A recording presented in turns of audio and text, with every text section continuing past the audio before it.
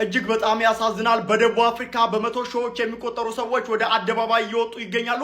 ኢትዮጵያውያን በጠራራ ፀሐይ በጥይት በቆሙበት እየተገደሉ ባለበት በዚህ ሰዓት ላይ ጥቁር ደቡብ አፍሪካውያን ጥቁር ሰርቶ ሲበልጣቸው እጅግ በሚያስጠላ ሁኔታ እየተናደዱና ሰዎችን እየገደሉ ይገኛሉ። ደቡብ አፍሪካውያን በተለምዶ ጥቁር ሲበልጣቸው አይወዱም። ነገር ግን ነጮች በልጠዋቸው ሀገራቸው በኢኮኖሚ በከፍተኛ ሁኔታ በሰፊ ልዩነት እነሱን እየበለጧቸው ቢሆን ነገር ግን ደሃ ኢትዮጵያውያን ደሃ ሌሎች የአፍሪካ ሀገራትም በደቡብ አፍሪካ ሰርተው ስለተለወጡ ብቻ በአፍሮፎቢክ አማካኝነት አሁን ላይ ከሀገራቸው እንዲወጡ እንደዚህ እንደምትመለከቱት ሰልፍ እያደረጉ ይገኛሉ። እጅግ በጣም ያሳዝናል። የኢትዮጵያ መንግስትም በዚህ ጉዳይ ላይ እስካሁን ድረስ መግለጫ አለመስጠቱም በጣም የሚያስገርም ነው።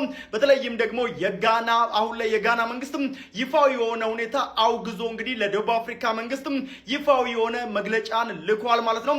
ኢትዮጵያ ታዲያ በዚህ ጉዳይ ላይ ለዜጎቿ ቅድሚያ መስጠት አለባትም ተብሏል።